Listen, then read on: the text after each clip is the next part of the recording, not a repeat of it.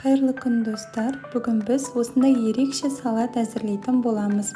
Салатымыз өте әдемі, дастарханды әдемі ашып тұрады. Видеоны соңына дейін қараңыздар.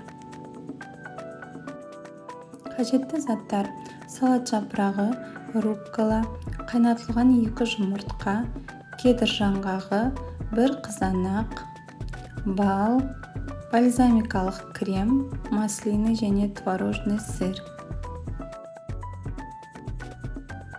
Ең алдымен бір ыдыс алып, салат жапырақтарын қолмен үзіп осылай турап шығамыз.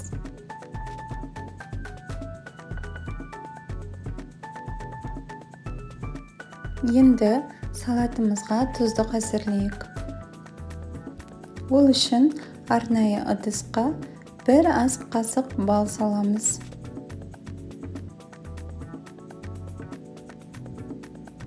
Оған 1 ас қасық бальзамикалық кремді қосып, жақсылап араластырамыз.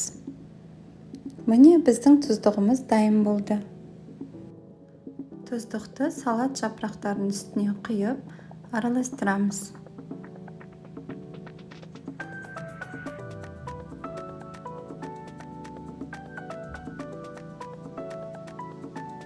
Үстінен рукколамызды саламыз.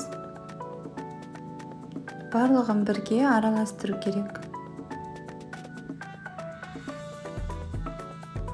Бұл жапырақтарды енді салатты жинайтын тәрелкемізге әдемі етіп осылай салайық.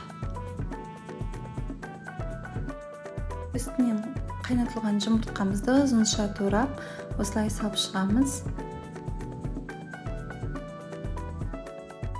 Қызанақты дәл солай қоямыз. Творожный сырымызды алып, үстіне 2 шай қасықты қолдана отырып, осылай салып шығамыз.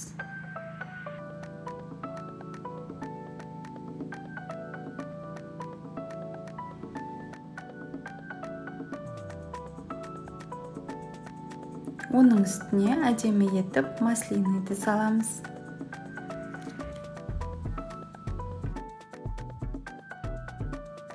Ең соңында кедір жаңғағын осылай сеуіп, әдемі етіп әрлеп қоямыз. Міне біздің ерекше әдемі салатымыз осылай оп-оңай дайын болды. Міндетті түрде жасап көріңіздер. Менің каналыма тіркеліп, лайк басып, пікір қалдыруды ұмытпаңыздар. Сіздермен бірге болған Ботафуд. Астарыңыз дәмді болсын.